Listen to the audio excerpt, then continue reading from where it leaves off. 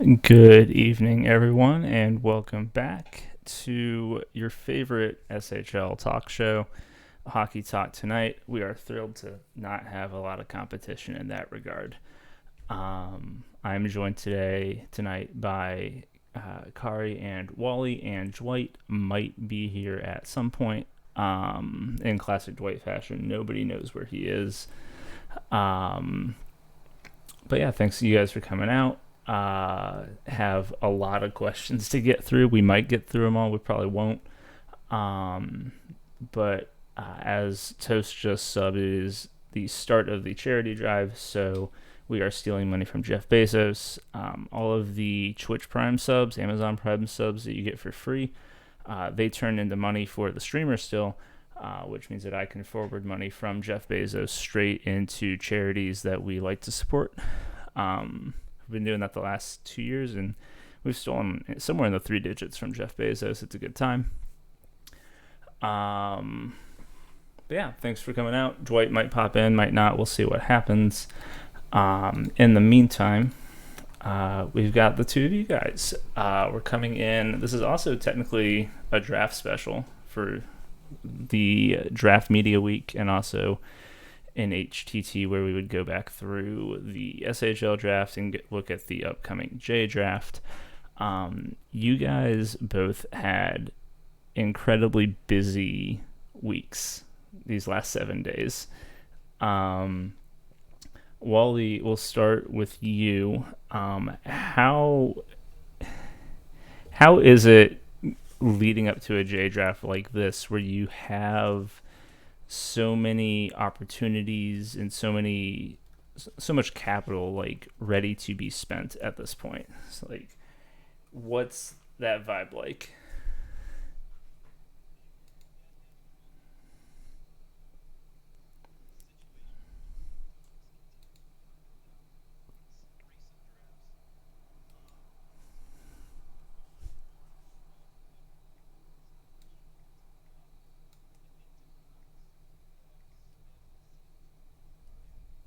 Oh, hang on, Wally. You are muted, and I can't figure out why. Um, Shit. Let's see. Which is it's something on my end because I can hear you. They can't hear you, and I don't know why. Um, Kari, can you talk real quick? Okay. Neither of those are working. Cool. Let's try. Wally, can you try again? Cool. Is there any delay? I don't think there's any delay. It doesn't look like it. Cool. We should be okay. Go for it.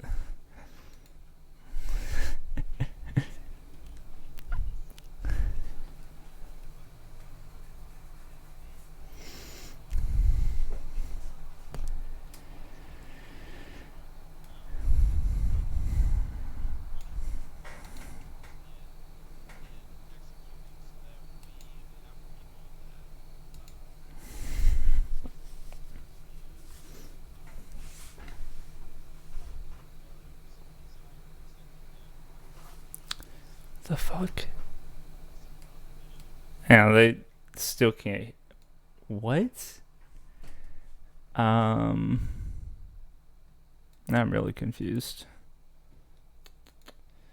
because it was working last week,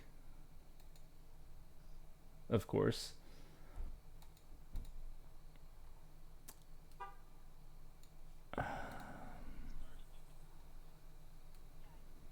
But she's also not audible to people, which is weird. Um,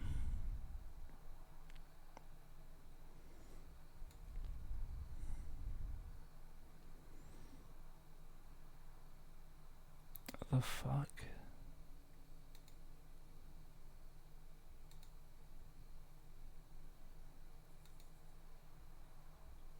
Uh, Maybe that. Can you try again? Yeah, testing, testing. Guess Okay. we'll see if they I th- respond there. I think we got it. There it is. Yep, Cool. perfect. I don't know what I did, but I fixed it. Well, here goes. I'll Third do it. time's the I'll charm. answer for the third time. So yeah, so essentially, the pressure, we feel more pressure right now when it comes to the drafting with Toronto. Obviously, we've had some high picks, multiple high picks in the last basically three drafts, and we've struck out on a few of those that were, for whatever reason, across the board. And there's no ill will to anybody or anything that didn't work out or anything like that. We get it, things happen, and it's just the problem for us is that it's been almost every season. So now we sort of feel more pressure than excitement, I would say at times. Mm-hmm. Yeah, I think that's for an answer specific to that question, that's probably the one that I would give right now at this moment. We love this last draft though. Unfortunately, not getting to draft Kari, but we had our chance at one. Yeah. Um, but we made some movement as well to pick up some other aspects too. Yeah. Um, Kari, you had a also probably very busy week. Very different than what Wally was facing. Um, what was that experience like, especially now that you kind of have your feet under you, you have a bit of an eye for like how the league works and everything. How was the draft process this time through? Um, it was very quiet, Really? especially at like I don't think I heard from people until like Saturday, truthfully. Like I had like a few at the beginning, but then it was like really quiet the past like week or so. That is disappointing to hear. Not the most surprising, um, but definitely a downtick from what you were used to from the J draft. I think it was different because I think in the Jays draft I was just like Teddy's girlfriend. Mm-hmm. So I think that's why I talked to more people. But yeah, that's a little different. Yeah. Rich and Frenchie in the chat kind of alluding. That's a recurring problem that a lot of people have noted. Recreates, first gens, JGMs have all kind of been like, yo, this is not exactly the expectation of like how SHL teams should be functioning. Yeah. There's a, especially back in the day during the pandemic, back when we had the old sim engine with all the test simming, there was a lot of like min maxing, a lot of like shaving percentage points everywhere you can to optimize your team. Hmm. And people were putting in dozens of hours test simming, but they can't put in dozens of hours to actually find the right players for their organization. Um, it's honestly didn't know that you were going to say that, but it's disappointing and frustrating to see that coming back. Because for a while it was looking a little bit better. But there's definitely from the vibe that I got from being around the draft, helping out LAP this season, and the vibe that I've gotten over the last couple seasons in the from a JGM perspective, there's not the depth of scouting that you would expect to see going on at the SHL level, and that's been really frustrating. Yeah, I mean, and I can vouch to that too for the fact that I think this season, sorry, it was. I think I, it's like an understatement when I say we felt the pressure with this draft. And usually, a lot of drafts, I've been really great about reaching out to people and reaching out to them early. But even like Kari can attest to, I didn't talk to her until I think it was Saturday that we actually finally chatted a little bit. And by that point, I already had sort of a game plan as to feedback from where she was possibly going to go, and not really having the ability to get to the point where I needed to. And already knowing that, you know, Flu is going to be coming off our board at number one. And so it's sort of, and that's not just speaking to her, it's to a few other people too, that, you know, I wanted to have the conversation, but I didn't, because we were being more reserved this one and going with more of a approach of, well, obviously we'll probably talk about it, but with like Squally and his history with Toronto, and just that we really were feeling that pressure. So it was a little bit of a different approach for us this year, because usually trade deadline hits and I start scouting, and I really didn't start this year until probably Friday. Yeah, and something that I think Gates has mentioned, or Nancy Gates, however you want to call him, Yep. in the chat is getting at, is that like there are teams that don't even have first round picks that are getting out there and talking to a lot of the top people. And I was going through, and LAP, from what I could tell, had talked to like 2/3 of the people just from like that perspective, not even counting like the fact that Frenchie and I also talked to a lot of these people 2 months ago. And there's, I don't know, there's all this time that's like, it's like throughout the playoffs that you have to get to know these people, and then you're also given, you know, a championship week pass as a GM. So that's one less thing, one less, you know, couple pages that you have to write. Spend that talking to these prospects instead. That's just dropping the ball, and I won't single out any specific team, but there's at least probably half the teams in the league that I would say I don't think get around to as many people as they should. And that's, I mean, and I think like we'll talk about a little bit too, I know, in some of the questions, but, you know, I think that the GM's responsibility in the SHL is to really carry over that excitement that the JGMs do a great job in creating that environment. And I think with the lack of scouting across the board, and I'm guilty at this myself this season, I think I think it lessens the effect of that excitement that people have, because you know, we know that the JGMs are saying, you know, they're going to reach out, they're going to scout you, and I know I've gotten messages, you know, when I do, and it's like, oh, I thought you weren't going to reach out or something like that, especially having a sheer volume of picks that we've had over the last 3 seasons. And so, yeah, I mean, it absolutely, I mean, you nailed it on the head. It's a responsibility of SHL GMs to continue that excitement onto that bridging that next gap, essentially. Yeah. And Ace in the chat's, you know, talking about how a lot of the stuff you wanted to learn back in the day in scouting discussions is more readily available now. And like, yes, but also all of the numbers and the data points are things that you don't even have to worry about now. So like all you have to focus on is, are they like going to be a good fit culturally? What are they like? You get to like primarily focus on sculpting the social aspect of your locker room and cultivating the social aspect of the league, that's most of what all of this is. And that should be like one of the most exciting parts. Yeah, I agree. Definitely.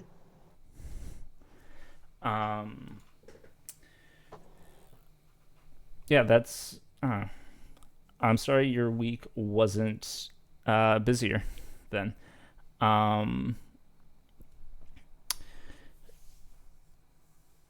Going to the actual draft day, what stood out to you guys, since Kari, your day was resolved pretty quickly? What was the environment like in the rookie setting, and what would you take away was like the biggest surprise throughout the day? I personally had to mute the rookie Discord Yeah. There was just a lot happening, and no one knew what was going on, and it was just very too much. I was taking things too personal. Um, what was your other question? Sorry. What parts of the actual draft surprised you? Teams picking people that they did, people going earlier than you thought, people going later than you thought. I think there were a few picks that went later than I expected, but it was such like a stacked draft class that not everyone could go in the top 10. Um, and then like my biggest shock was the pick with Carrie, obviously, but that's just something else in its own. Yeah. Oh yes.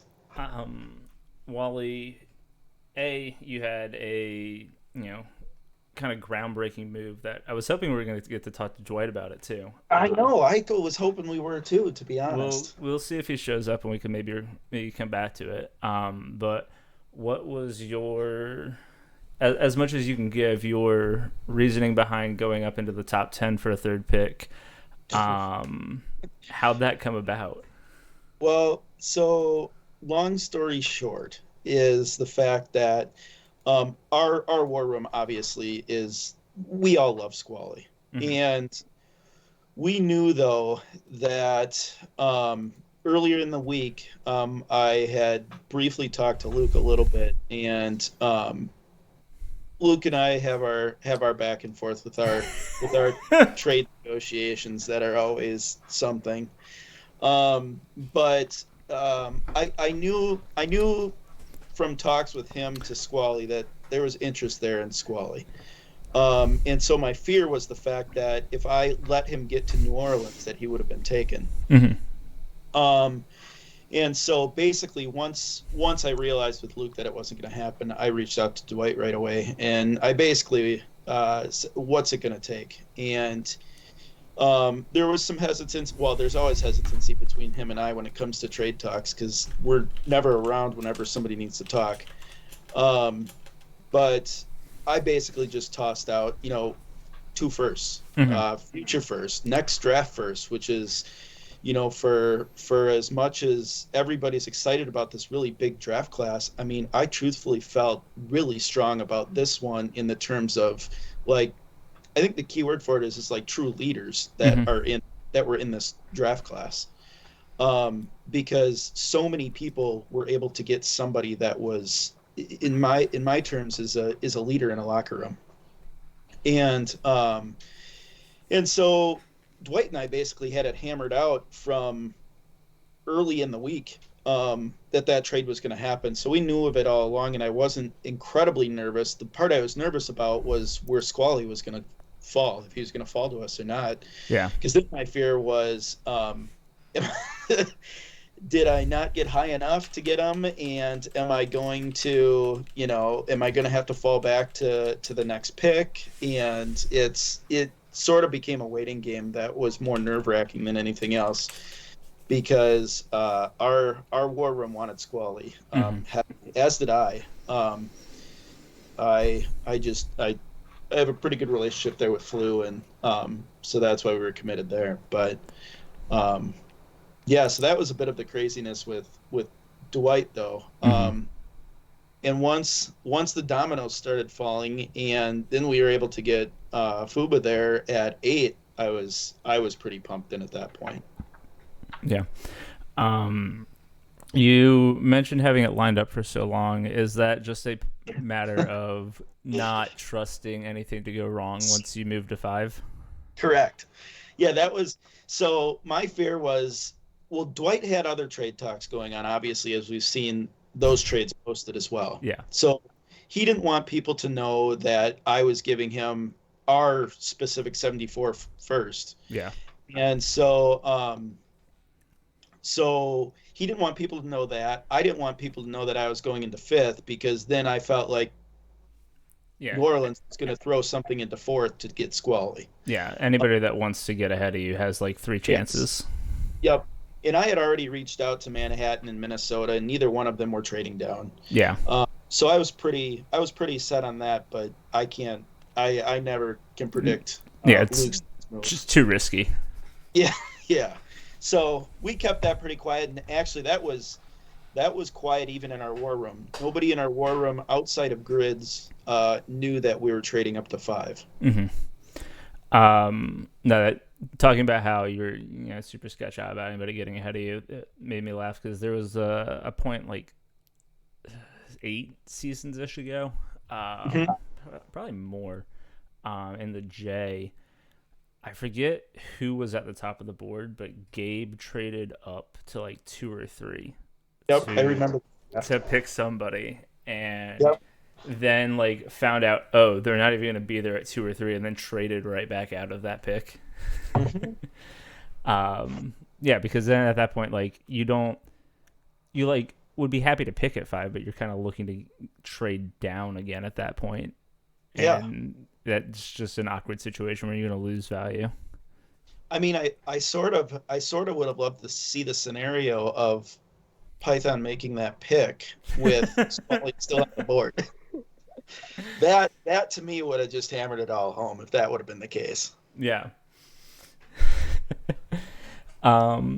What else was surprising to you then, as the first and second rounds unfolded? Me? Yeah. Oh, I mean, honestly, I don't think that everybody started seeing the true value of this draft until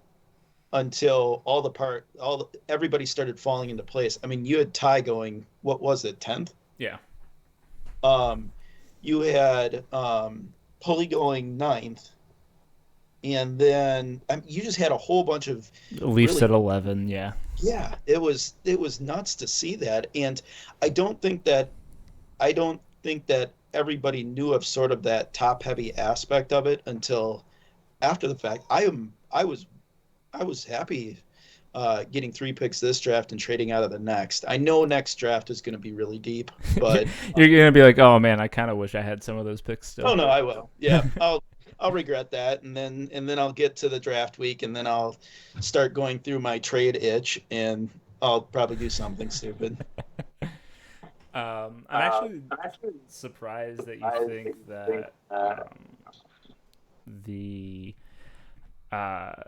teams were surprised how deep the draft was through the first round, because there were points where Kari and myself, Frenchie, Slicer, some people in Carolina, and then like a separate conversation in LAP, and a couple other conversations I was having with GMs were like, yo, this class is like ridiculously deep, and like doing the mock, you couldn't figure out, outside of like a couple people right at the top, you had like, okay, yeah, Flu,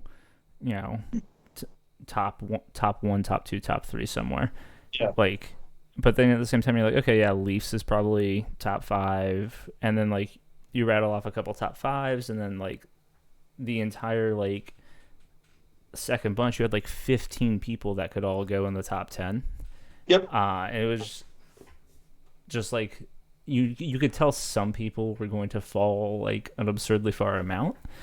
I think that some teams were just like hesitant to trade out before they saw what was there, and then they saw what was there, and they're like, oh yeah, no, this is great, we'll take this. But I mean, I think some of us definitely saw that coming, because and Kari can attest to it, they were doing their mock draft stuff in Carolina, and I was like, no, there's no way that Leafs falls out of the top 10, and I was like repeating that like again and again and again. And A, he did, and B, there's like just so many instances of like, wait, how are we going to fit all these people into the first round? Yeah. Yeah, and I think this goes back to like one of our early comments right in the show is that, the lack of scouting. I think the point to be made there was that, every 3-4 years in real life years, you get a chance to talk to some of these users that you probably really won't talk to them much more now until that would happen again, even if they'd come back and recreate. Yeah. And so, I think the one thing I realized this draft as we got to that 10, 11, 12 mark is the fact that I started realizing that I didn't do the typical scouting that I like to do. And that's being able to talk to a lot of people, because it truly is. It's your one time to have a conversation with somebody, even if they're not even going to be a part of your organization. Mm-hmm. It's just the thing that has really mattered most to me in GMing this time around, meaning Toronto versus Portland, is the fact that the culture in the locker rooms, the people, the atmosphere outside of not just your locker room but other locker rooms, matter to the league. Mm-hmm. And those relationships, they don't have to just stay tied into your locker room itself, because there's plenty more opportunities of friendship around the entire league.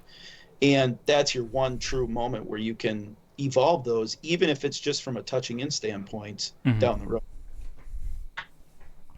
Yeah, and like on a more pragmatic side of things, Frenchie was mentioning free agency is a thing, and like Mm-hmm. building those connections and like touching base, like can even pay off in like 5-6 seasons when they're you know impactful players on the ice, impactful people on the site, and they're looking for an opportunity to chase like a cup or something. You can hit them up and be like, hey, like we got on super well before, how about we do this now?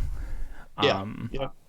and that was something that paid off huge for LAP, because I did all the season 56 stuff when I took over and did the one draft for LAP. Mm-hmm. um I only made like 3 or 4 picks that draft, but the future core that went on to win the cup for LA had like 3 other people from that draft class that we got in through trades and free agency, and Yeah. building those connections early on was super valuable to like getting Leafs in free agency when it happened. Um, the J draft is coming up, and Dwight City's going to be in here in a few minutes. But J draft is coming up, and this is a question I have for Wally. I think I guess how tuned in are you to the size of a J draft class? Like, are you thinking of that as you're going through the SHL draft of this season, or do you not really think about it? No, definitely thinking about it. And adding though, I will say adding Flu to our team. Mm-hmm. Um, he's really he's already pushing that needle as to what the expectations are of our war room when it comes to focusing in on the J Mm-hmm. uh, draft. And so seeing seeing I mean, my biggest thing with the J draft is seeing who's taking who's going where. I mean, obviously, as you had to have seen by now, especially the last, I mean, I think this was the first draft we didn't take somebody from Carolina in, I think, 3 seasons. Yeah. Um, and that that says something, because I well, I've never been scouted by you guys at all. Um, I know that users coming from um, Carolina, I mean, they're educated well on the site. They are extremely friendly. I mean, I can tell you some of the best. I mean, some of the best people we have in our locker room are from Carolina. And so those are the things I watch for, of who's taking who's going where. And mainly it's because of that consistency, of that understanding. QCC used to be a big pipeline for us. Mm-hmm. And because I would always check in with Evac before every draft. But I watch for those similarities on other JGMs. It's just who I'm more comfortable with. Do I start focusing in on who's drafting who, knowing what they're going to go through during that J experience that first year before they hit the SHL draft? Mm-hmm. Um, Weird spin-off question that I didn't think of ahead of time. Kari, with all of these exposures, having Teddy running Detroit, getting in tight with some of the GMs, and how do you think that you're going to be somebody that looks towards working in a team's war room working towards a management position somewhere? Is that something that's in your future now that you're starting to see a little bit more behind the scenes of stuff? I would say yes. So I just joined HO, and became a co-GM of WJC. Okay. So I'm just trying to like sprinkle my toes a little bit. Maybe not anytime soon, but probably in the future. I would consider it. Okay. Did that come up at all in your conversations with teams, or were? I think I might have told like one or two teams I was interested into like the war room and like scouting and stuff, but most people didn't ask. Okay. So if they asked, I told, but yeah. Cool. Yeah, that just I don't know why that popped into my head. Frenchie's just trying to get rid of me, by the way, so don't know what that means. Free agency after the draft, the free agency freeze lets up. There were a couple people on the move, most notably Fest back to LAP, B-Fine over to Chicago to replace him. There were a few user questions about that as well. How do you think free agency, do you think it's trending in the right direction, I guess? Are you wishing there was, more player movement in free agency still? It's, obviously sometimes hard because nobody wants to like straight ditch a team, and it's a lot of sign-in trades, and retained salary is kind of the name of the game at this point. But I think I know that with that, I was a proponent for more, not necessarily more movement, but lessened of that sign and trade aspect after the draft. Mm-hmm. I don't know if that freeze eliminated some of that or not. But in saying that, I think if there's an issue that I have with free agency, it's just sometimes it's just not clear. I find myself messaging everybody if they're a free agency, because you also don't want to bark up the wrong tree if somebody's not a free agent before you truly know if they are or not. Yeah. And I think that leaves somebody like me just, it can be frustrating to an extent.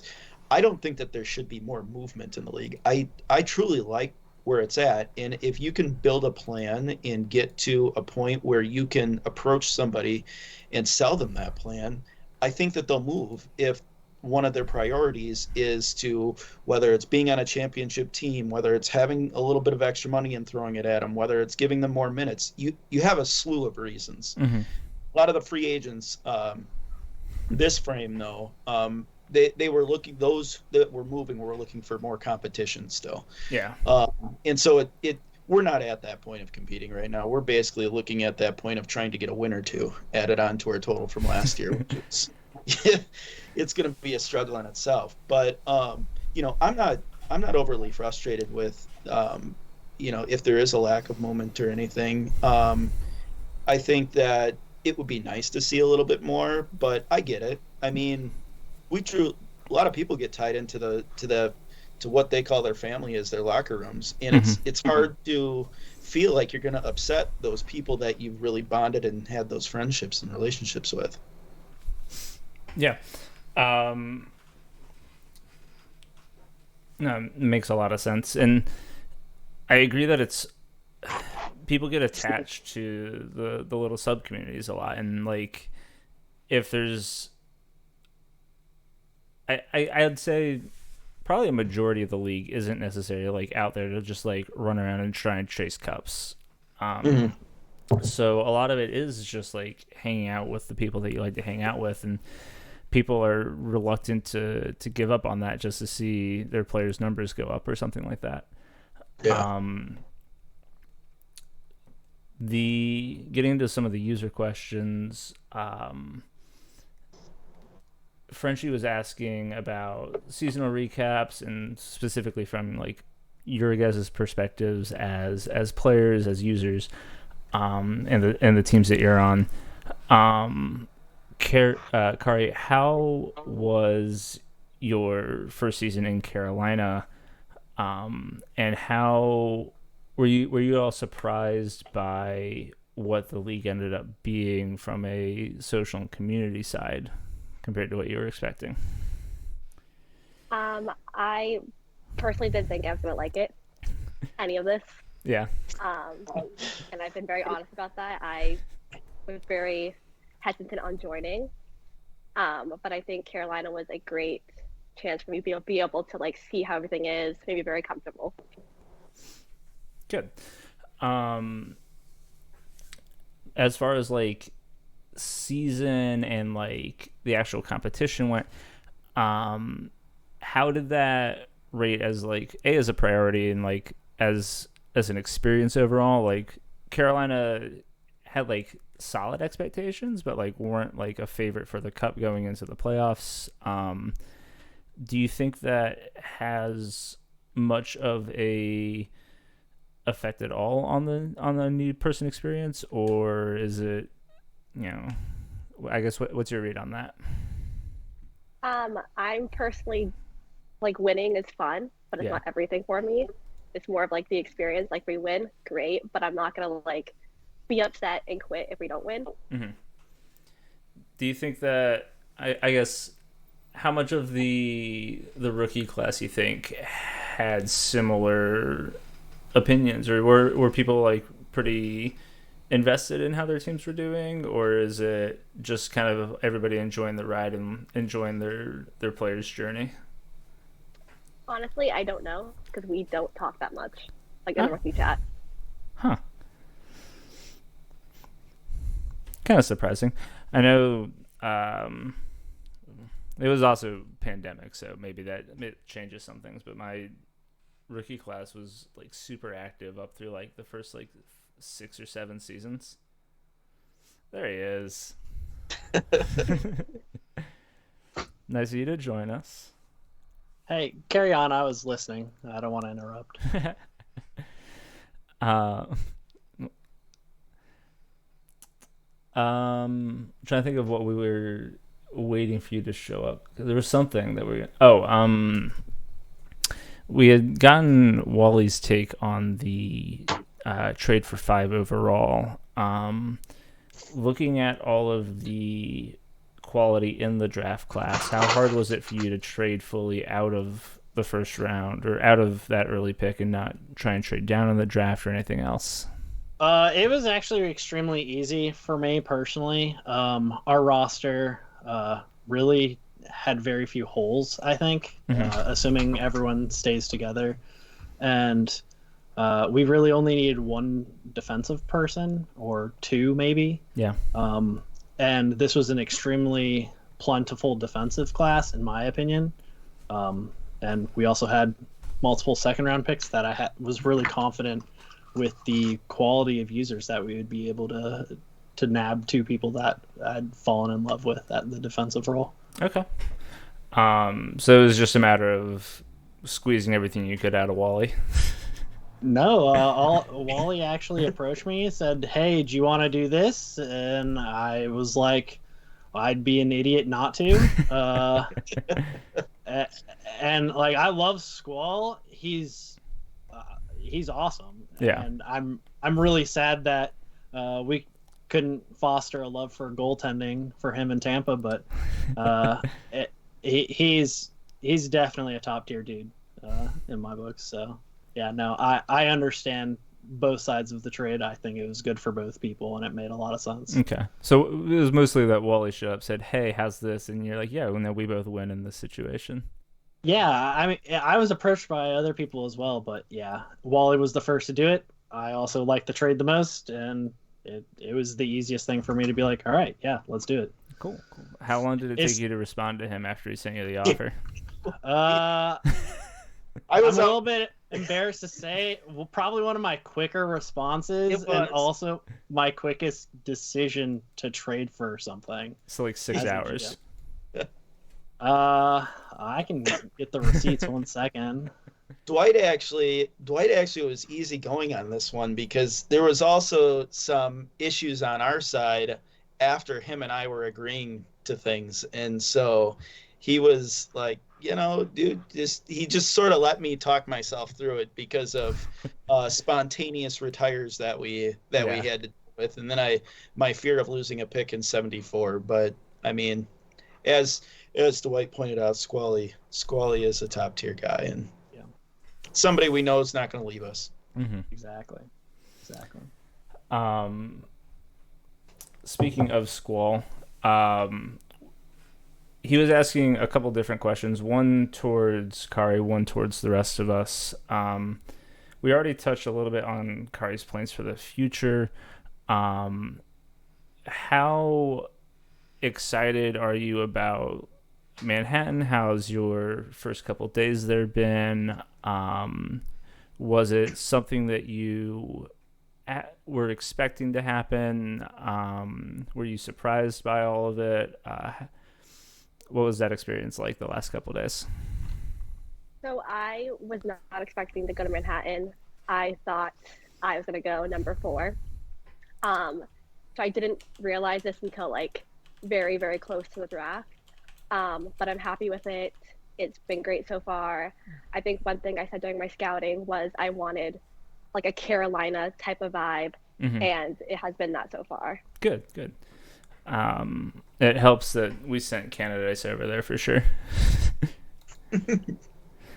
But no, I'm glad it's been a good. I'm glad that that Carolina gave you like something that that you were looking for in a team environment, and also that apparently that's something that SHL GMs can recognize and say, okay, yeah, I get what that means. But good. Is there much talk about in Manhattan? Much talk about how competitive you guys are looking to be anytime soon? Any talk about like what your long-term plans are as a team, or is it kind of just we're building up and we'll see what happens? I actually talked to do a media post, and I think right now they're just like building up the core to hopefully in a few seasons be better.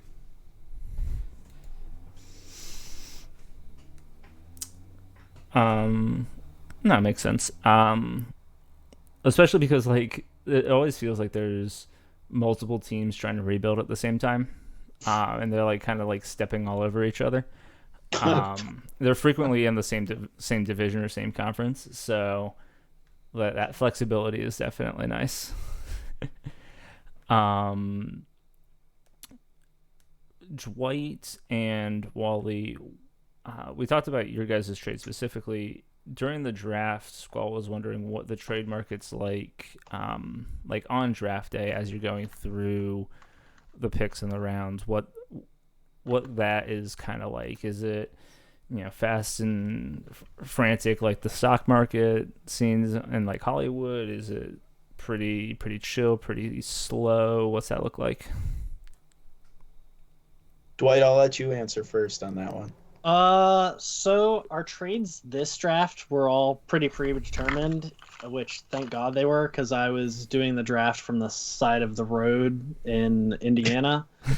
And so it was actually the quickest I'd ever drafted individually in pick decisions. But the trade market was pretty decent, I think, this year, just because of the depth of the classes. Like, if you had Ace, like, the big thing from a trade perspective was Aces trading in for 20. Yeah. And then being able to find a trade partner, you wouldn't be able to do that in previous drafts. Trading a first and then recouping a first of equal or equivalent value or even better, on opinion. Yeah. So, trade market was actually really good this draft. Everyone got recouped value. Like, if you're looking to trade a second, you always got a second back at minimum, maybe even a third round pick in the future. So that was, it was pretty good trade market and for wheeling and dealing this year. Well, anything to add on the trade market? Yeah, I mean, obviously with the whole 20th overall, that was a I was smack dab right in the middle of that thing. But I mean, that was this. I think because some GMs know that I don't mind trading, I think once in a while I get more screams at me in DMs during the draft last second than anything else. And I won't name any names or anything like that, but um, that Dwight pointing out that 20th overall trade scenario was interesting because Joe and Ace both were messaging me right at the beginning, and I just went with Ace's because he said what it'll take. I told him, he gave it to me, and I'm like, all right, done. Well, then he found out that the person wasn't there, and so he came back to me actually immediately and said, who else were you talking with? Because we obviously screwed up. Yeah. And so we got to figure this out. And I'm like, and so I told him, I also said, message Joe immediately. And he did that. And I'm happy, even though Joe, traded the pick he did. Yes, Winnipeg made out, but I truly think Joe definitely paid the value of what he got for it. Mm-hmm. So I actually felt like it was a win all around. I liked picking up another pick that, I mean, if it's anything better than 20 overall, then I'm going to be happy. Yeah. If Nola wins in 75, I will be shocked, and that's not a slight to Nola. That's just, I mean, yeah. So, but yeah. Yeah. Yeah, and like we were saying previously, at least in GM chat, it's like Joe K paid pretty much a future first for someone who could have easily gone in the top 5 of previous drafts that we've had. It was just so crazy, the top end of this draft. Mm-hmm. It was a question towards all of us, or a question towards the GMs, but I think Kari actually has, some relevant takes on this. Frenchie was wondering how do I think recruitment and retention have gone in the recent past and what can be improved. It's going to be different. We established last week with the portal coming in, it's going to change how marginally involved and lesser involved users interact and engage with the site in a more productive manner. That will likely improve retention. From a new user perspective, Kari, what is... Are there aspects of the league that aren't being highlighted well? Are there things that aren't being capitalized on? What's good and what's not good about the user experience and how it's portrayed to new people? I think it will be easier with the portal. I think the forum was very intimidating. Mm-hmm. I did many lessons with Teddy on how to create an update page. But I think just more talk about jobs might make people stay. Mm-hmm. I feel like a lot of times jobs are posted and no one knows exactly what the job entails. For me personally, getting a job is what helped me stay active. Yeah. Okay, so giving people ways to engage more and get involved with the site as a whole. Yeah. No, and that makes a lot of sense, especially because it was a media that got a little bit clowned on, but there was some depth to it when Starface was talking about the portal's coming, it's going to take people off the forum. And it's not as wild of a take once you start to digest it, because yes, we're just taking away the update threads, but also update threads were a lot of why people went on the forums at all. Some people were only okay, I'll go on the forums, do my PT, do my update, and then just engage in Discord.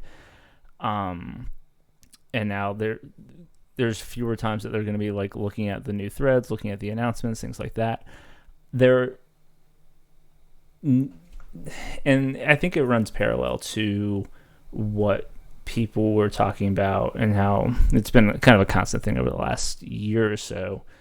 As we've come out of the pandemic, there's been less of a focus on media and content and engaging with the league and like with the depth that we are capable of and that really drives engagement. That's not there as much, and like the idea that it's going to lessen and fewer people are going to engage with the social side of the league outside of their immediate team, that's a real perspective, and I think it's somewhat valid. And like jobs, as Kari was saying, is a way to like get yourself into a spot where you're interacting with more than just the 20 people on your team.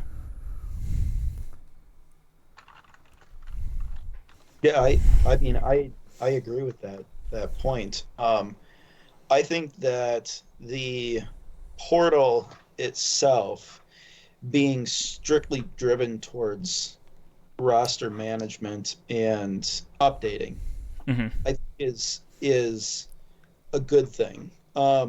In the sense of seeing how some other leagues have done these portals, and now everything seems to be on that portal. I think this being simply for updating and roster management, I think is a positive in that sense from the lesser active individuals that will keep their player going longer. Mm-hmm. But yet not taking them completely, or not taking the more forum-based users away from that entirely, because they're going to be going back there for, I mean, new threads, everything like that. Yeah, and that's what chat's getting at, is like the forum activity is like has been declining for a long time, and like so much of the league is just like Discord based at this point. And like I'm not trying to like say we need to force like people to use the forum and interact with each other. I'm saying that there's the media and like, you know, the occasional big thread that would happen, but media and like going out there and like reading about your player, reading about your team, reading about other players and other teams, and engaging with other people who are also making these things is a very relevant thing for the social side of the league, because I think that it, and it's not necessarily a bad thing, but I think that we will continue to see a trend where the social aspect is increasingly Discord based and increasingly just like sub-server based, where like people are just interacting with the small number of people like on their teams and not with the community as a whole. And I think that is part of the community as a whole, like the essentially massively multiplayer online game aspect of the SHL is a unique and really valuable thing.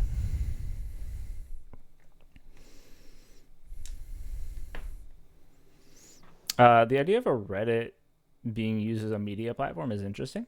I don't know if it really does anything different than the forum as far as like a platform to engage with stuff. I also like the forum for like the idea that you can easily archive it and like how it works compared to a subreddit. But I think Blitz hit on like what I was really getting at, is that like encouraging people with compensation to get involved with media, getting people, you know, jobs that let them engage with other people on other teams more. And part of that is also like in a weird spin of the Jobs for All April Fool's post, giving jobs to more different people. Because yes, there are a lot of people that do good work and get a lot of jobs, but also like it's sometimes hard for people to get involved that want to get involved, because the jobs just keep getting recycled like they're college football coaches. Yep. Speaking of which, Hall of Fame had job position available. Apply on the site. Yeah, I mean, It's one of the most important positions I think that has had a hole for the past 10 seasons. Yeah. I mean, I do think it's an important position. Well, I think it's like the primary reason why you keep the forum around is because you have that common goal of making the Hall of Fame and having that like quote immortality. Yeah, I mean, honestly, and it was who was asking that? It was Chevy was asking. Applications are open again for Hall of Fame head. Why is it important? Do you think it's what do you think's needed to get back on track? But like the length that the league has been going on, like over a decade at this point, the Hall of Fame and to a lesser extent, like the 2K TPE board and the different records threads, those are like things that a number of people aspire to, and they're what motivate a lot of people to create lengthy careers and to strive to do things on the site. It drives max earning, it drives engagement. Like, I mean, you can literally boost your stock for awards sometimes by writing media articles. People are like, it is a core reason for people to engage with the site beyond the 4 seasons that they're a J player. It won't be for everybody, but it's super valuable to have as a milestone and as something to strive for. I mean, we had our what was it full name? Arg Barger put together that entire used to put together that entire document, updated season by season. It was one of my when I first joined the league, it was one of my favorite documents to just go through on a seasonal basis. And just look at it. And it was unfortunately one of the heartbreaking ones after after the Portland stuff and my player getting suspended and then coming back and then getting retired. It wasn't early, but it was only after, 10 seasons, not even in the SHL, but just in general. And, it's in seeing where he essentially stacked up against those that made it to the Hall of Fame.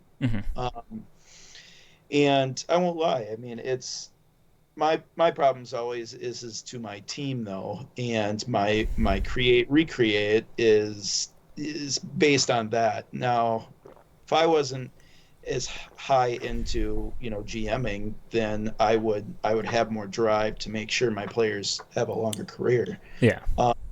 Because I think that Hall of Fame committee is. I mean, I don't know how to stress more importance on it, but I truly think that it carries on what we would call legacies of our players down the road, outside of what the trading cards now offer in getting a Hall of Fame card.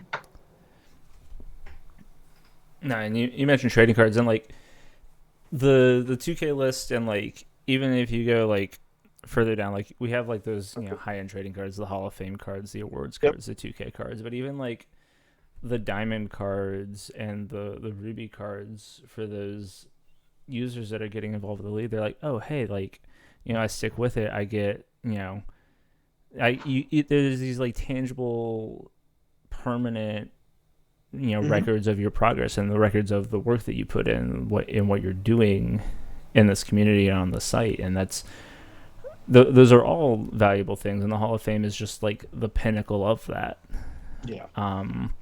And like, and it's not a good argument to make, but like we've had it, and like it exists as in the site's deep history, and like it needs to stick around because like it's just part of what the site is at this point. Absolutely. I mean, I couldn't agree more on that. And I think I think there's a level of seriousness to it though that needs to be attained as well. And that's not to say that it wasn't or anything like that, but I think all of that gets tied together when you talk about all-star teams, when you talk about awards, when you talk about the Hall of Fame, basically all these accolades that I feel there's just not been as much shine to them Yeah. lately. Mhm. And I sort of get pulled away from the GM world of all those tasks and everything like that to really focus on it. But when we're presented with these questions, it makes you think about, I remember the Hall of Fame ceremonies, and they were a big thing.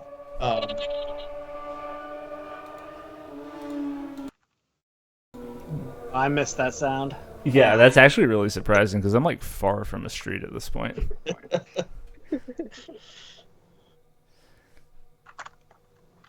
Um, but yeah, as far as getting it back on track, I think you just need like somebody to like somebody that can effectively manage like a team and just like get the work done.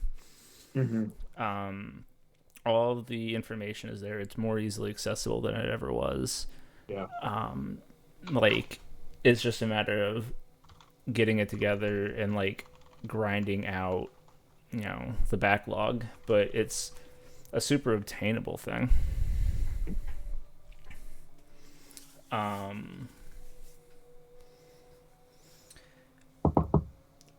guess it's easy to think of like the user that is super engaged with like, oh, I want to make like the next Gretzky or the next McDavid or like the next like greatest player of all time, the next Aaron Wilson, the next Jonas Conwald even. But like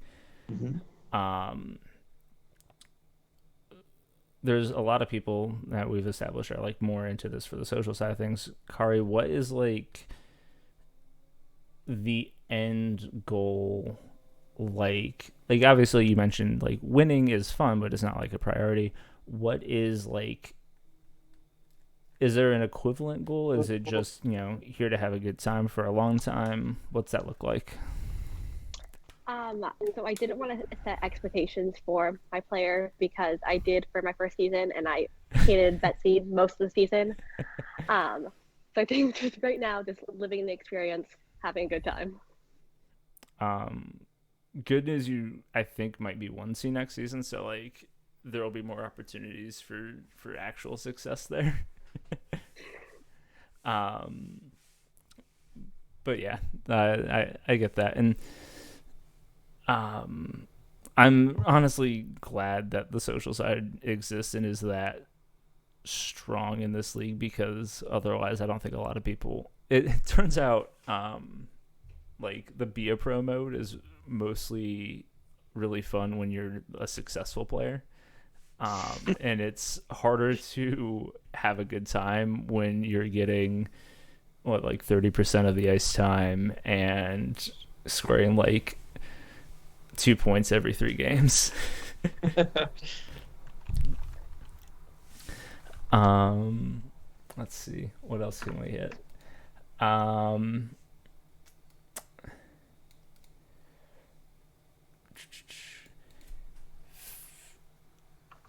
Favorite, we'll go back to the draft a little bit.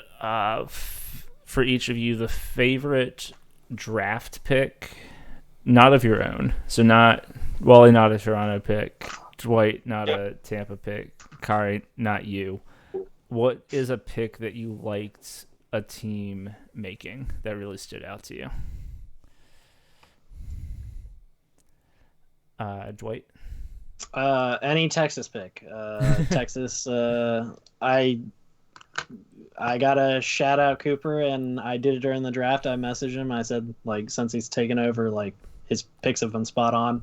He's someone who does the dirty work, and at least someone is scouting things, and he has a great understanding of value. Yeah.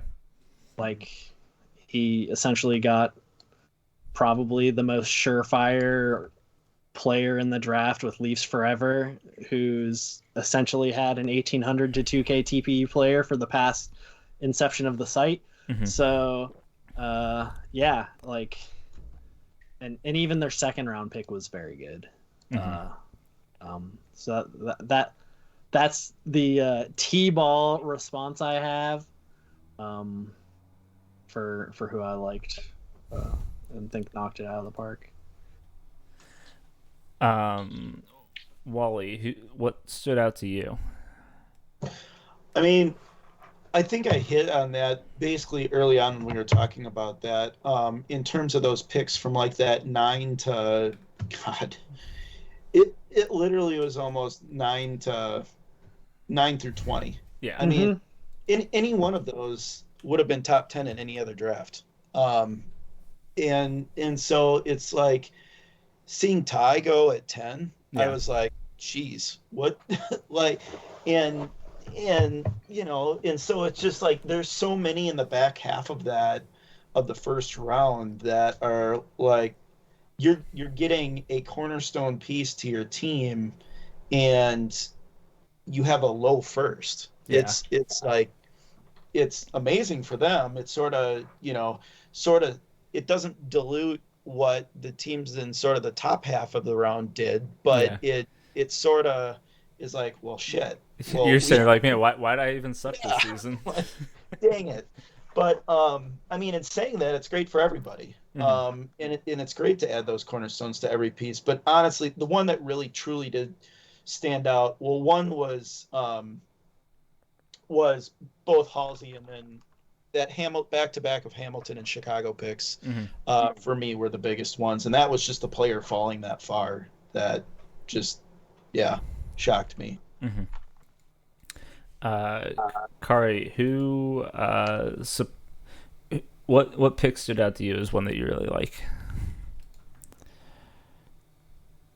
To be honest with you, I don't know when people got picked. Hey, do you want me to link you the draft and the entry draft? Nah, thing? she just turned it off after she got picked. I'm like, cool, we're done here. I know I watched the whole thing. I just don't know. Yeah. I don't blame you. I wouldn't remember that either. I linked it in chat if you want to check it out for the fans at home as well.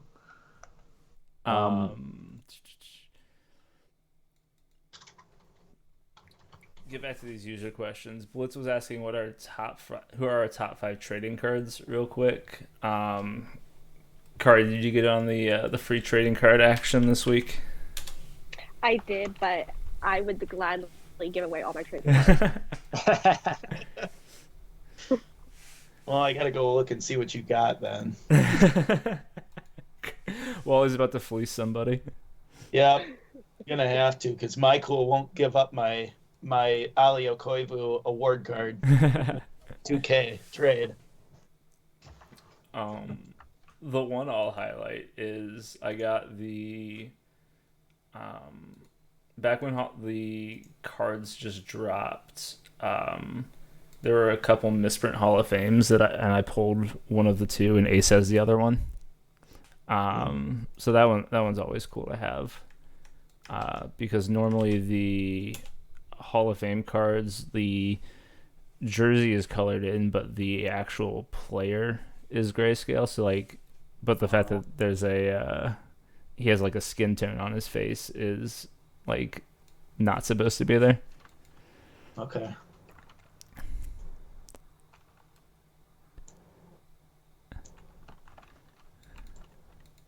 Oh, we're quoting Birdman's response. Vibes per 60 is critical though. Yeah. Oh, there it is. Yeah, Birdman's great. Yeah. Dwight, how many packs do you have sitting right now, Dwight? I've stopped collecting them as much. I had a subscription, then my bank went from 100 mil to like 40, so I was like, all right, I need to cut that off. I have 515 right now. Okay. Jeez. Yeah. Stopped the subscription because we weren't doing Hockey Talk. Well, not because we weren't doing. Well, partially that, but this was back when packs were 100K per pack. Yeah. So. The good old days when having a lot of packs was like an actual flex for some reason. Yeah, I mean, yeah. At 500, that's 50 mil right there. Mm-hmm. Don't remind me. I've held on to my jobs too long because of that. Well, I mean, I've opened quite a few, and my collection is pretty mid. I've got MVDH award card, Legio's award card, and then one other award card, and everything else is just like, I don't know. I've got less than 10 diamonds, and then everything else is just mid. Mm-hmm. So, like, kind of unfortunate. I'm also curious if my 2K card has been opened yet or not. I think it has, but I'm not sure. Give that a quick search. Getting back to post-draft, because these user questions aren't at all sorted. Let's see. Getting into Rabid's questions, which will probably be where we have to stop. How do we feel about the time it takes to rebuild at this point in the SHL?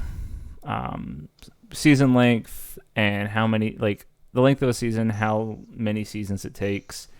Like you're looking at like a calendar year to 2 calendar years to fully go through like something like Winnipeg did. It's a lot.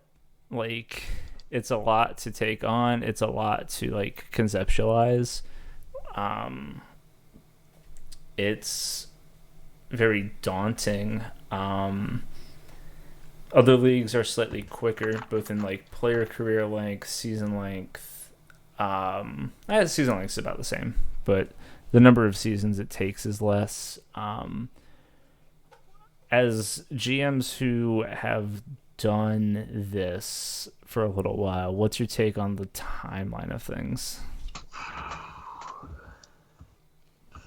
It can be real depressing. I'll be honest. Like, glad you said it. It's like it's the biggest test of patience I think there is in D&D sports, because it does take some time, and like I've kind of been a part of, I guess now 2 rebuilds now. Yeah. I still feel a little bit spite and shafted because we had regression rule changes like right at the peak of our first one. Yeah. It changed everything for us. Plus season 69, where like majority of Tampa's like, yeah, funny class number, we're all retiring for this.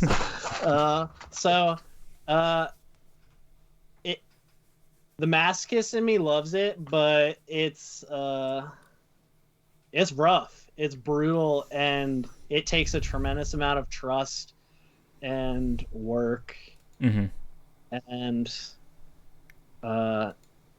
luck. Like, it really comes down to getting lucky and getting really fortunate on having good draft classes, and having, like, for example, second round picks in the class with Jess meant nothing compared to this draft class where you could get value in the 4th round with OK's Boomer. Mm-hmm. And it's entirely luck, and it with a little bit of skill. Yeah, I mean, I can definitely say rebuilds suck.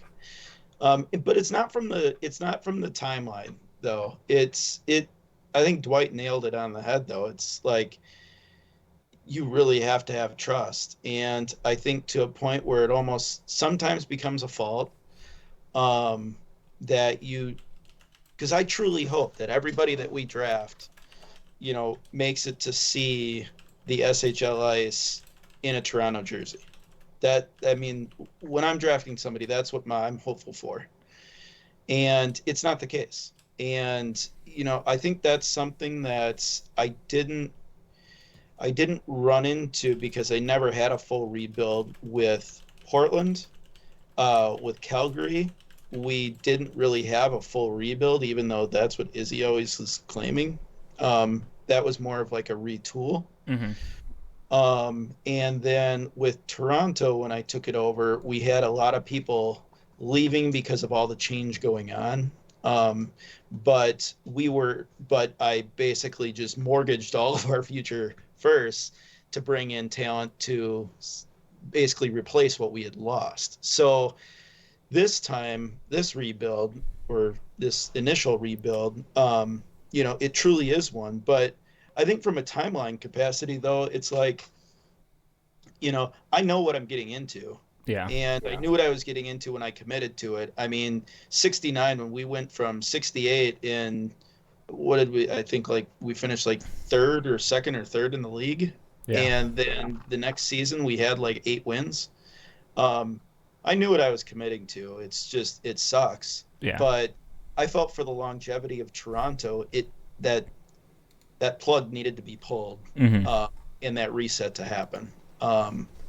I know those guys had been through a lot with the 50s, with how the playoffs were set up. And I couldn't fault anybody for leaving, wanting to leave Toronto when I came in and everything like that. And I think that we needed that reset at the end of the 60s and to hopefully get us in a position in still probably another 2 to 3 more seasons before we can even contemplate actually being competitive, not competing for a cup, but just being competitive. Mm-hmm. What do you guys think of it from the user perspective then? So like, if you're organizing a good rebuild, and I will say that Manhattan, Tampa, and Toronto are all teams that know what they're doing through a rebuild, and this is going to apply to all of those teams, and other teams as well. But like, your first draft classes of your rebuild, they do their 4 seasons in the J. They come up, and then the first couple seasons where it's just them is rough, but then they're approaching like being really good players as like the rest of the core is filling in. Do you think that, like, is it that bad from a player perspective where like you might, if you're doing things right, you might have like 4 iffy seasons for like those first people coming out of the J, but like everything else feels largely fine from a user perspective, from like the individual user. They get to come up, like they get to be like a part of it, like start to finish. It feels very organic. Like in my experiences, it's been very good. Like from a community standpoint, like doing it right, it doesn't feel very problematic in that regard, I guess. Mm-hmm. I'm curious, as like, obviously you have different perspectives as GMs, but like, do you think it's a problem from the user perspective or no? If you get people that can buy into it. So I think it really depends on what the people you're acquiring or looking to play for you, what their goals are, Mm-hmm. and what their things are. It helps when they all, like, when people think plus minus is a dog shit stat, because coming out of a rebuild, the first 2-3 seasons, they're likely going to be super negative. Like shout outs to ACAP, shout outs to MCP, Yeah. and all those people. Like, they're gonna get deflated, and they'll come back up and they'll get back to neutral or even. But it's rough for them if that's what they're chasing. And Rabid Sponge, I believe, is the one who posed the question. Yeah. Their goals are Hall of Fame, I imagine, as they've had previous Hall of Fame players. Mm-hmm. And it's gonna be a little more difficult depending upon the Hall of Fame committee and what they value as stat wise.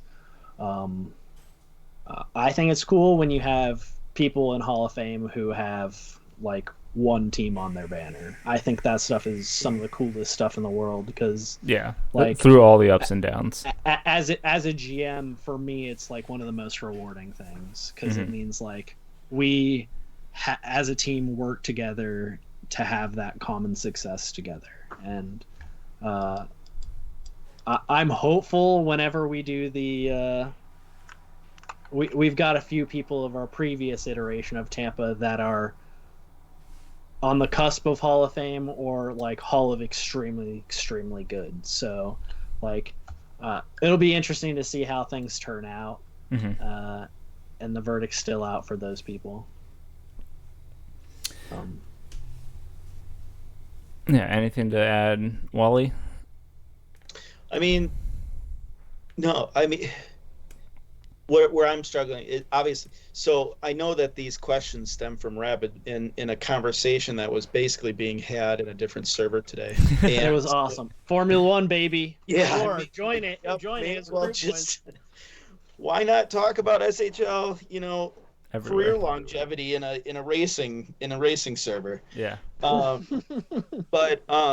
you know, I think I have questions more that that come from what was being said. I mean, I agreed with basically everything Dwight was saying in that regard. But you know, where that conversation came from, and where it could go to, I think more of my interest was sparked in essence of, you know, what was being talked about in terms of limitations of players in the J level, and you know, what changes could that other people are, or that some people are thinking about or talking about, and how you know, that could affect things if it was to ever happen. Not that I'm for or against any of it. It's just the entirety of the conversation, of the questions that he asked. Really, this was just sort of that initial part that then spawned a whole bunch of other questions after it. Yeah. Kari, with what I kind of framed up, being near the front end of a rebuild for Manhattan, is that daunting at all? I know you had touched on it a little bit in the media piece. Is that something that you're excited about? What's the feeling there? Yeah, I was very open to going to a rebuilding team.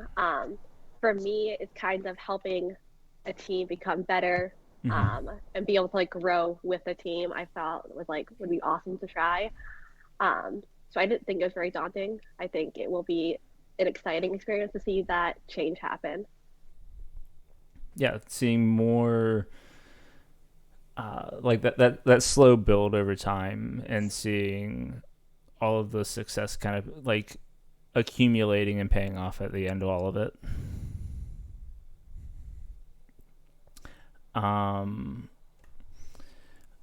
Other questions from Rabid.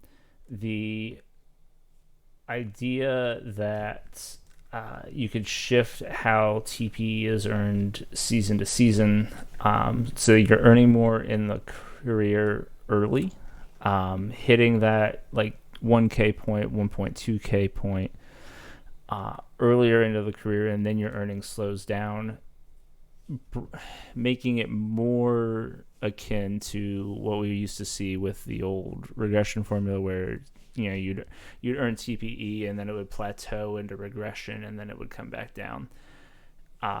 This would be, you know, kind of closer to that, and I think that like there's value in younger players not being not struggling as much early on into their careers. I was wondering what you guys' perspectives were on that. I mean, my thing on that is, I mean, that's a whole system of management in that regard. Like, I actually don't mind the system that we have in terms of earning. I'm when it comes to the junior TP caps, though, I don't know. I have like a love-hate with them. and mainly because of the feedback that I get from prospects that are simply in waiting. Mm-hmm. Myself, I've never had an issue with the caps that we currently have, but I do understand where some of the complaints would be. Uh, I just don't think that how he framed it as the Wild West is, I don't necessarily think that that would be the greatest Yeah. at all. Um, it's the one thing I've always told all of my prospects is the fact that enjoy the spotlight, Mm-hmm. because you're not going to get that right when you get to the SHL. You might if you're on a shitty team, but Yeah. in saying that, it's like, don't come up just to come up because you need a new experience. Have that new experience by being one of the featured players of the league down in James. Enjoy that, and it might not mean much to them, but it will create experiences with your locker room, that you'll carry with through the entirety of your player. Mm-hmm. I mean, whether it was Bender or Kale or my time with, Ali back in St. Louis in the 30s, it was, I still have memories from all those, and I played all my years that I was eligible to. Mm-hmm. And even as a GM, I didn't call myself up because I just felt like you miss out on those experiences. And for this league, I feel like that's important. Yeah. I think it makes you tied to both where you're coming from and where you're going with that player.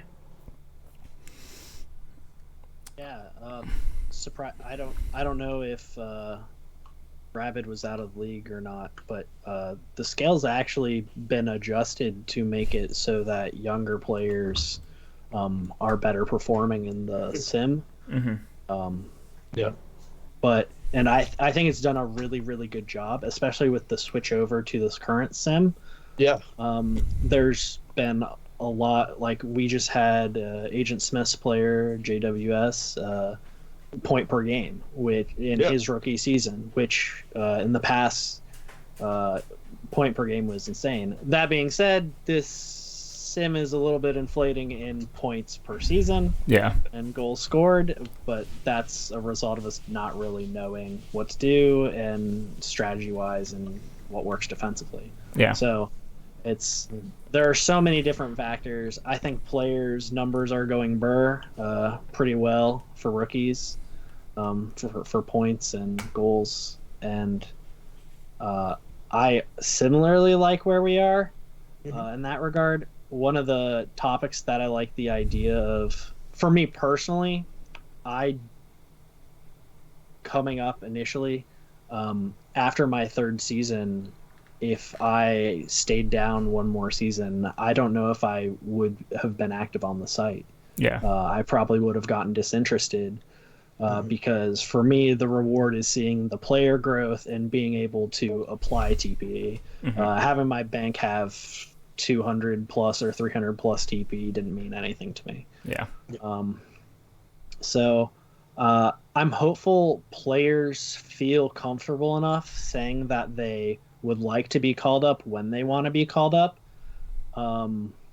so that even if it is like bad for the specific team, it allows for the league to have those lower tier teams to then acquire those players who want to be called up, who want to be active, and it levels a gap between the entire league. And hopefully it makes those point numbers less inflated, so we don't have 13 goal games against the newly rebuilding team. So one last question from Rabid, and something that is relevant to all the draft talk that we've been having. Thoughts on changing how the SHL draft works so that it doesn't happen until after the second or third season. Would you guys as GMs like that? Would you, Kari, as a player like that? Where obviously like you don't have the like a lot of experience like being affiliated with two teams at this point, but do you think that having that happen early is useful? Having that happen later has value? Where do you guys all stand with that?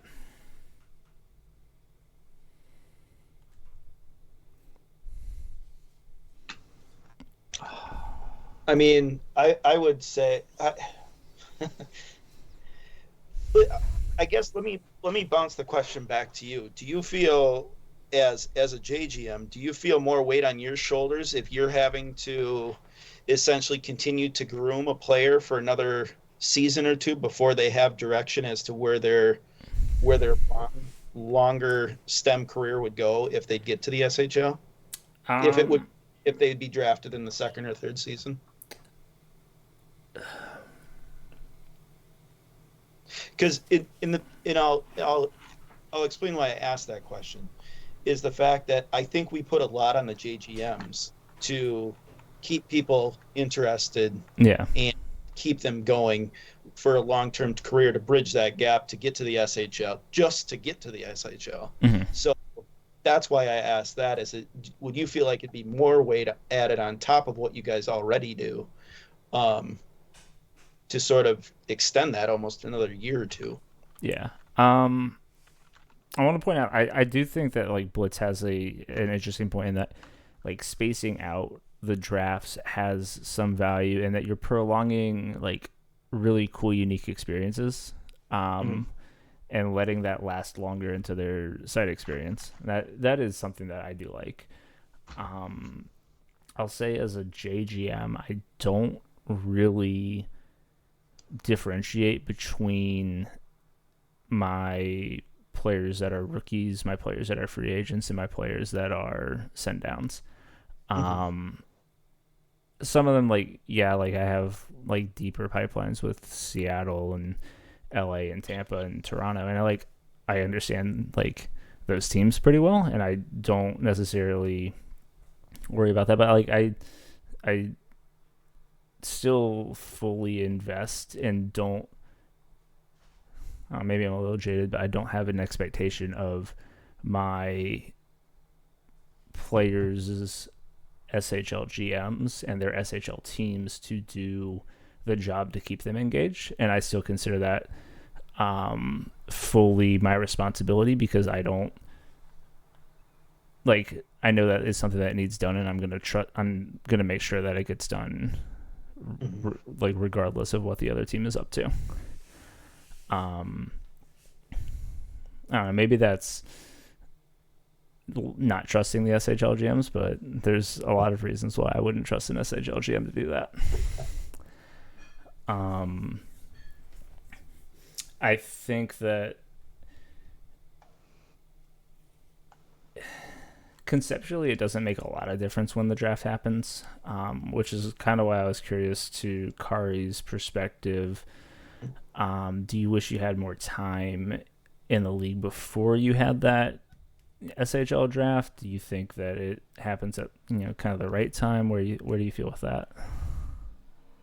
I think it would depend on the person.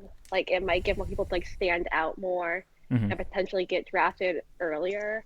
But that depends on like how much effort they put in to their first season. And I also think, I don't even remember what I was going to say. I had this whole thing in my head.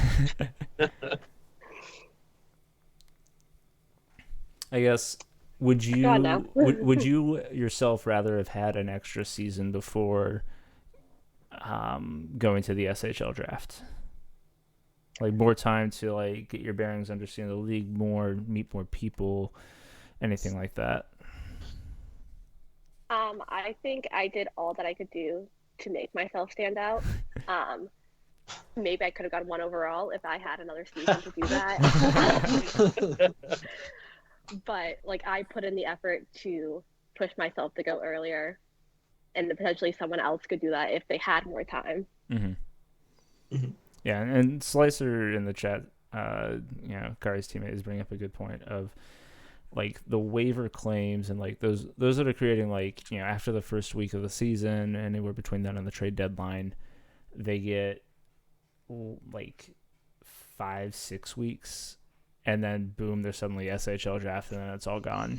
And that's tricky, and that like doesn't necessarily feel right. And I can understand where there's a bit of a flaw there, and I don't know if it's better rectified by making everybody wait a second season, making some, because like I don't think you would want to make the waivers wait and the non-rookies wait and create like that gap between the two.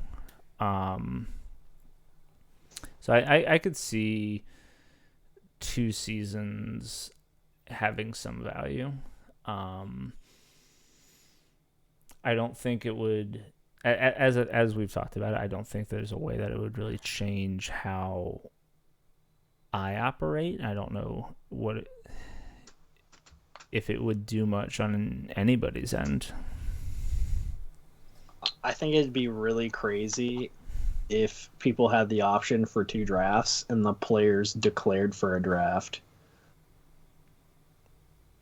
Like you can declare for a draft, or you could wait a season before and then declare. Yeah, I think you get a lot of people. That'd be crazy. A lot of recreates having teams that they prefer to go to, and it would be with the system. It would be messed up as all heck because of Sim Sports, but man, it would be a cool thing. I mean, it would be interesting, and I think that there is a cool little nod to like that aspect of real life sports, like the most notable ones being like the college basketball and college football, but like that is a cool spin on it.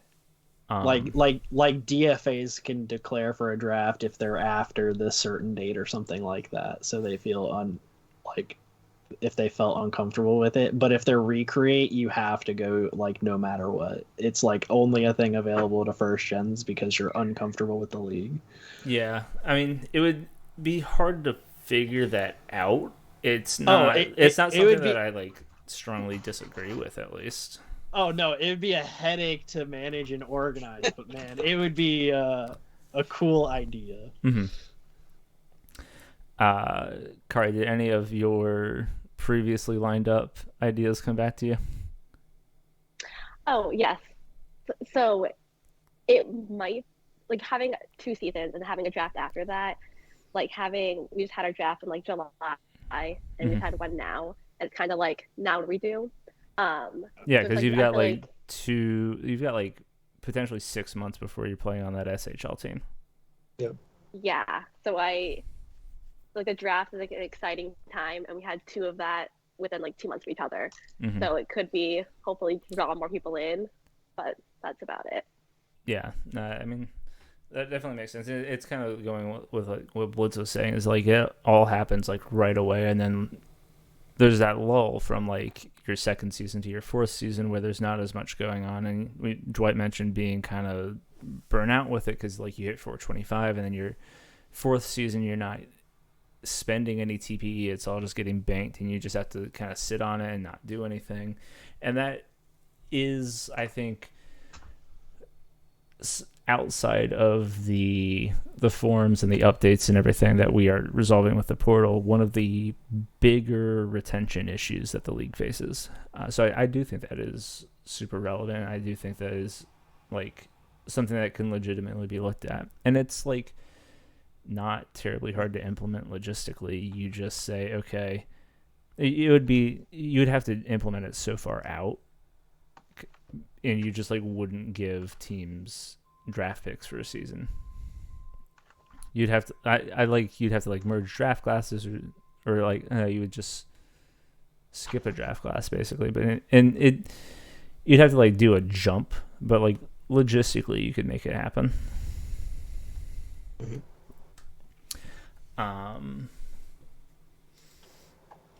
But yeah, no, I actually do like that one. Last one from Rabbit, and then we'll wrap it up. Sorry, Cooper and Chevy and Charlie. We'll get Charlie's question to Wally though. And Pyro. We'll get you guys next time.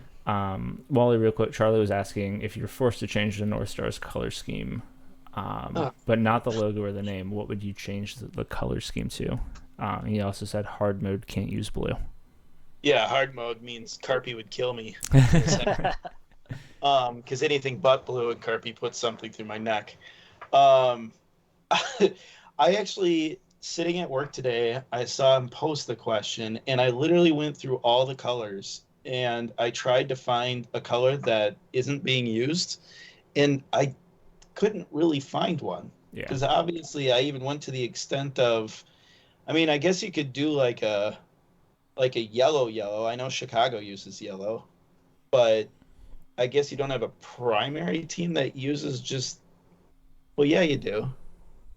I'd honestly go red because that's usually the color I go to. But I don't know. Can I do light blue? I'm just trying to prevent Carpy not killing me, to be honest. Yeah. That is their realm of the logo, and that's their love. I am not. I love it. I loved our change. Yeah, the change was good. But it's like, I don't know. I would love to. Maybe I go back to yellow subconsciously because of Portland. Yeah. So I don't know. You could get ketchup and mustard, red and yellow. There you go. There you, yeah. No one has that. I was thinking of this for like what I would do, and going to like essentially what the Toronto Leafs, that alternate jersey that they had, that reversible one where you Yep. have black as a primary and then black and then Yep. either white as a secondary or blue and white, or like primarily black and then like accents of white and blue would be kind of the cool. accents. Yeah, that would be. Yeah, I mean, and I don't mind our third jersey colors with that old school red The and cream and the red, yeah. yeah. But yeah, I mean, just answering that, yeah, I probably would go to a yellow. But I don't think it'd look pretty. Let's see. Final serious question on the night. And Dwight, you've been away from the J for a little while. While you just had players in the J. Kari, you're there now. Rabbit was asking for our feelings on junior teams prioritizing success and winning over developing new users more than anything. How much do you guys perceive that? How much do you guys consider it a problem? I think everybody's going to have a unique perspective to this, but I'm wondering where you guys stand on. Is it out there a lot? Is it something that is concerning? What do you guys feel? Well, I mean, my experience I had with, because I had Kale with Newfoundland back in the 50s, Mm-hmm. and I had Bender. Well, I had my 9 million other players in between Bender and Kale that got created and retired. And all those experiences were good, but the thing I liked about all those three separate teams was the fact that, I mean, I truly felt like all of them were about developing that mentality that's healthy for the league, not just winning. And so with that question that he asked, and I know from Rabbit's mindset of letting stars be stars, which is that follow-up question. Yeah. I think it almost tips that question upside down, saying, okay, so do you want that competitiveness, or do you want that community-driven aspect at which that J level is, really trying hard to develop? Mm-hmm. And I lean towards the community part. I have, I'm still in all those locker rooms, and I'm still not as involved as I'd like to be because I'm having to GM do your own thing. But yeah, but I mean, they're still fun to go back to, and they still have more activity than our locker room could ever dream of. Mm-hmm. Dwight, anything? I know that outside of in and out of Carolina, you might not be around the J too much. I've always been a big proponent as the goal of the juniors is to get people ready to go up to the SHL. Mm-hmm. And so like site engagement and involvement is I would say, a priority. At least my view from the juniors, and getting people into NA or SHL level players. I think that's how I've always viewed the junior success, Mm-hmm. personally. For sure. Carrie? I would agree with what the chat's saying, kind of just prioritizing both. But for me, it's kind of getting that player to be engaged with the league as a whole rather than just focusing on the winning. Mm-hmm. Yeah, and um, Blitz and Gabe and the guys in chat are like, I agree that like winning has a like innate value, especially to new users, but also to recreates of like, you know, they're going to enjoy it more when their team's not bad. Two avenues to this. One, I think that there's occasionally teams will get too invested in trying to win, that there's an acceptance that, okay, we'll do this and then we'll be bad for a season and then we'll come back and you know, we'll there's this idea that the J is pretty cyclical, as you know, you'll have, you know, high seasons and low seasons and high seasons, and like the worse off you do in some of your seasons, generally the higher you peak, and I think that's really unhealthy. And I don't think anybody like blatantly tries to do that, but I think that there are teams that try and do that. And like, yeah, the winning is good for the, you know, the locker room. It's good for everybody's enjoyment. The down seasons and then like trying to build out of that is just, you can manage it, but it's not always a good experience. And even if you get everybody on your team and engage with the idea that that's what we're going to do, you're probably not going to find 16 people that are all on board with this, and some people are going to be unhappy. But then also, like, you're painting yourself into a corner where you can't make your team and your locker room and your community the best that it can be, because you're limiting yourself to people that are okay tanking for a season, etc.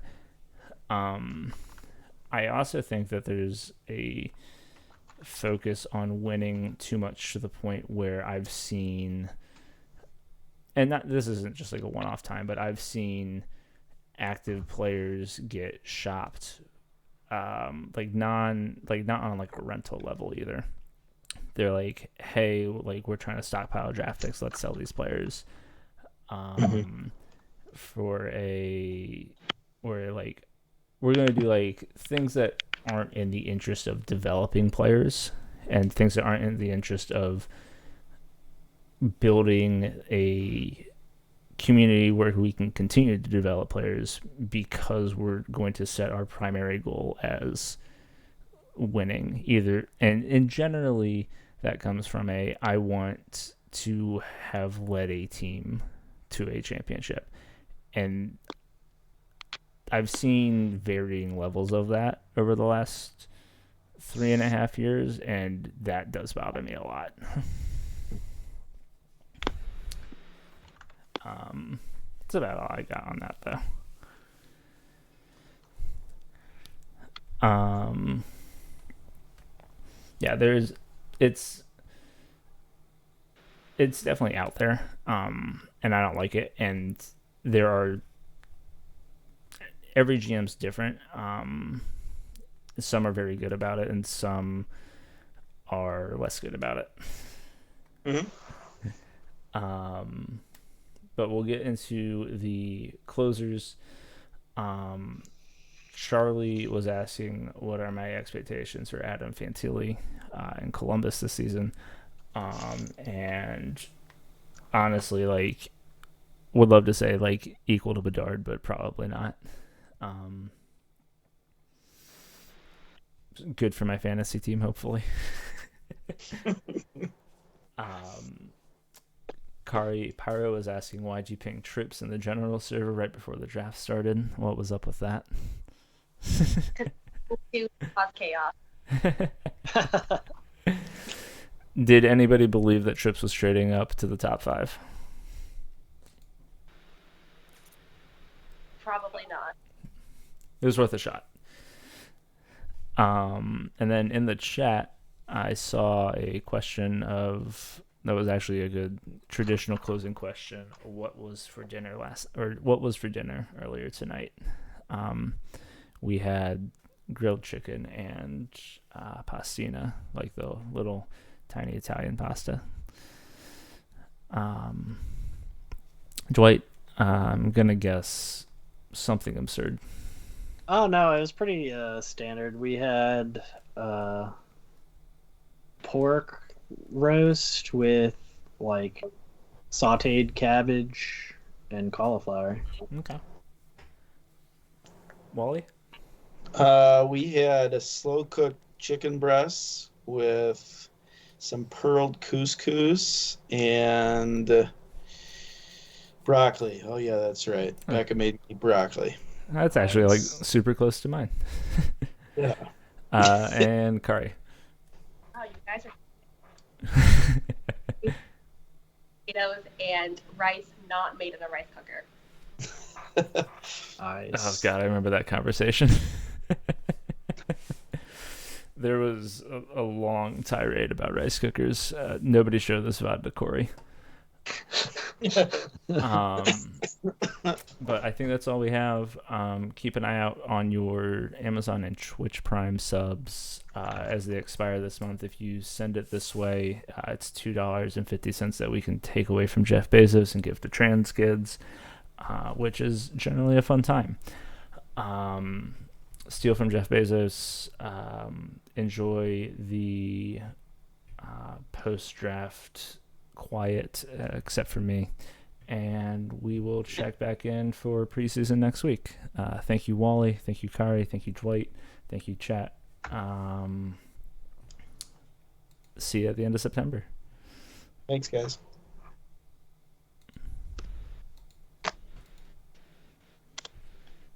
We did it.